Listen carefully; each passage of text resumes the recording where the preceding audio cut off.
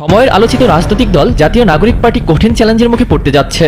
ঠিকবে না, ছাত্রদের এই দলটা আসলে ঠিকবে না।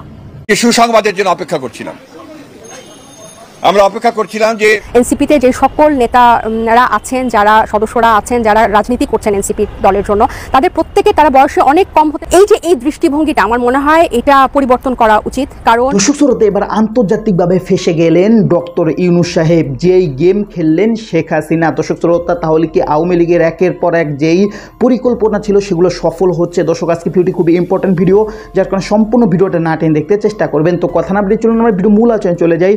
মূল আলোচনা চলে যাওয়ার আগে আপনার কাছে আমার ছোট করে একটু, আপনি প্রত্যেক মুহূর্তের আপডেট পেতে অবশ্যই চ্যানেলটি সাবস্ক্রাইব করে দেবেন এবং পাশে থাকা বেল আইকনটি ক্লিক করে দেবেন, তাহলে প্রত্যেক মুহূর্তের আপডেটগুলো সবার আগে পৌঁছাবে আপনার কাছে। দর্শক, কথা না বলে চলুন আসলে ঘটনাটি কি সেটা আমরা বিস্তারিত দেখে আসি। নাবালক বলা হয়, বাচ্চা কাচ্চা বলা হয়, এই দৃষ্টিভঙ্গিটা আমার মনে হয় এটা পরিবর্তন করা উচিত।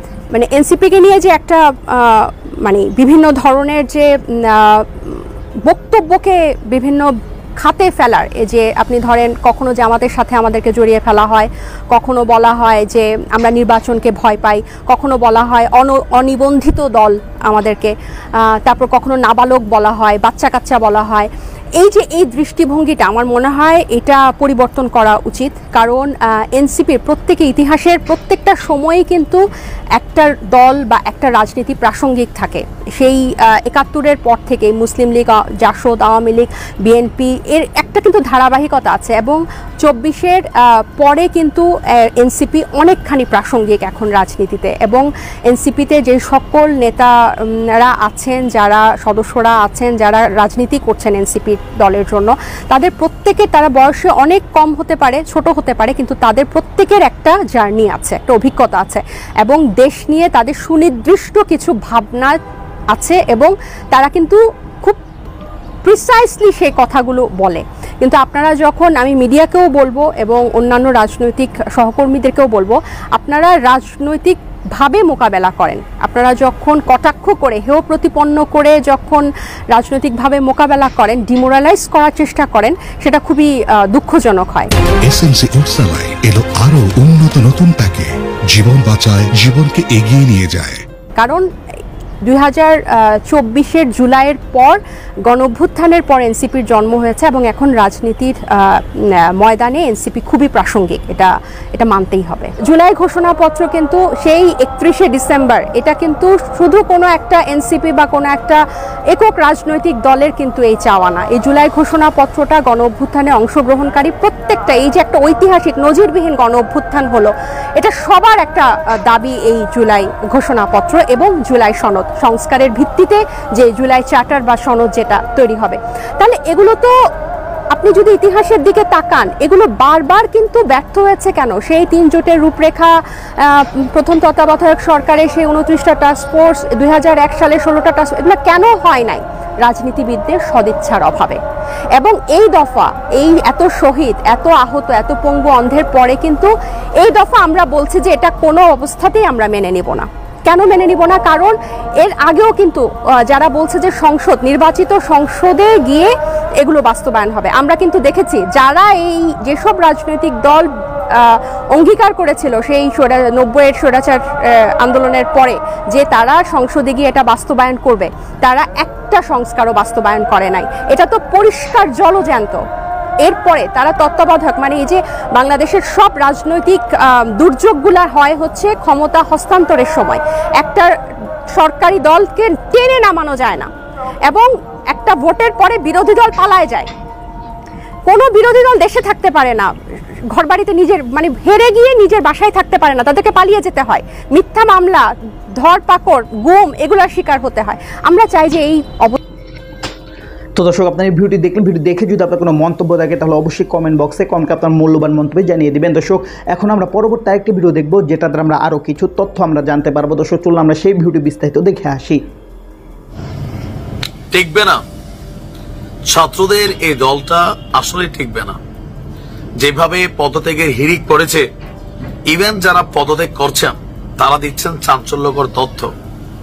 সো তারা যাতে সবাই সমন্বয়ক এবং কি বৈষম্য বিরোধী নেতা, আমরা তাদেরকে অবশ্যই বিশ্বাস করি।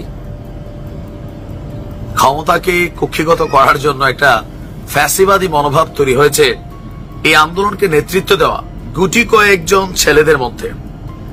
একদিকে আজকে গণতান্ত্রিক জাতীয় নাগরিক পার্টির আমরা দেখলাম যে তারা সামনে এসেছে, অপরদিকে ঠিক একদিন আগে গণতান্ত্রিক ছাত্র শক্তি নামক যে এই জাতীয় নাগরিক পার্টিরই ছাত্র টিম যেটা আত্মপ্রকাশ করেছে, সেই টিম থেকে একের পর এক কেন্দ্রীয় নেতারা পদত্যাগ করছেন আর পাশাপাশি দিচ্ছেন চাঞ্চল্যকর তথ্য।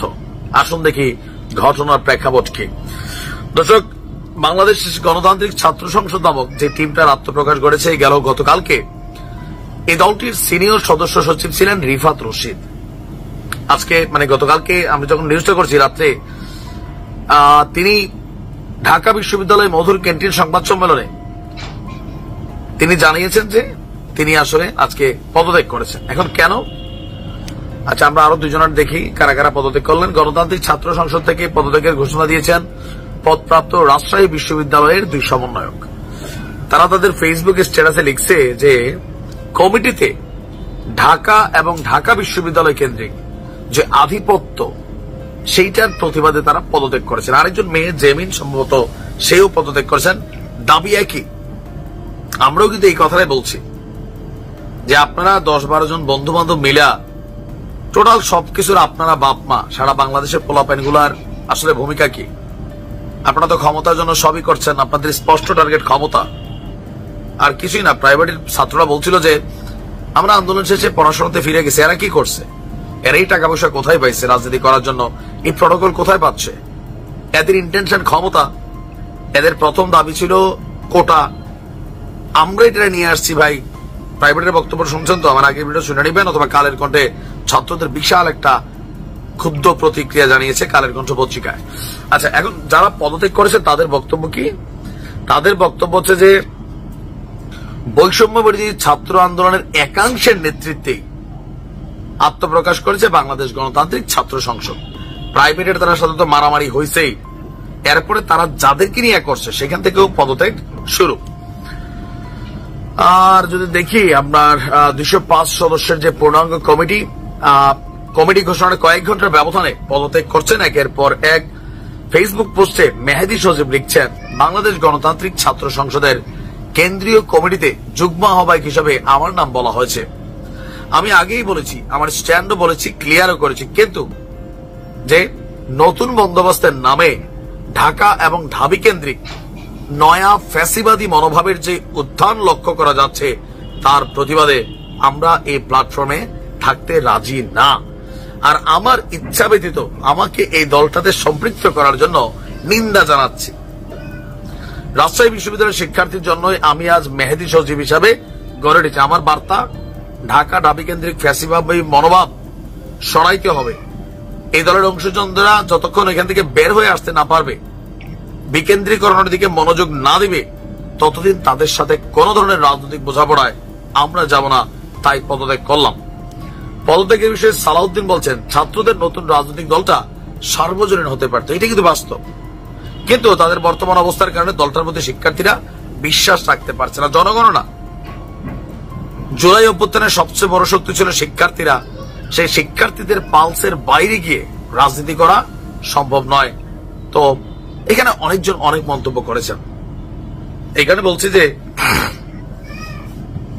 সিন্ডিকেট, আমরা বলি এদেশে ব্যবসায়ীরা সিন্ডিকেট, অমুকরা সিন্ডিকেট, রাজনীতিবিদরা সিন্ডিকেট। যে লঙ্কায় যায় তার ভিতরে রাবণের মেন্টালিটি চলে আসে। যে জামাতের কাজে ভর করে রাজনীতির মেটিকুলাস প্ল্যান হয়েছে, সে জামাতি এখন খবর নাই। বিএনপির অবস্থা তো আরো কাহিল। তো দর্শক, আপনার সম্পূর্ণ ভিডিও দেখলেন। সম্পূর্ণ ভিডিও দেখে যদি আপনার কোনো মন্তব্য থাকে তাহলে অবশ্যই কমেন্ট বক্সে কমেন্টে আপনার মূল্যবান মন্তব্য জানিয়ে দিবেন। দর্শক, কথা বলতে বলতে আমরা ভিডিও শেষ পর চলে এসেছি। ভিডিও শেষ করার আগে আপনার কাছে আবার অনুরোধ করছি, আপনার প্রত্যেক মুহূর্তের আপডেট পেতে অবশ্যই চ্যানেলটি সাবস্ক্রাইব করে দেবেন এবং পাশে থাকা বেল আইকনটি ক্লিক করে দেবেন। তাহলে প্রত্যেক মুহূর্তের আপডেটগুলো সবার আগে পৌঁছাবে আপনার কাছে। দর্শক, বিশেষ করে ভালো থাকবেন, সুস্থ থাকবেন। আল্লাহ হাফেজ।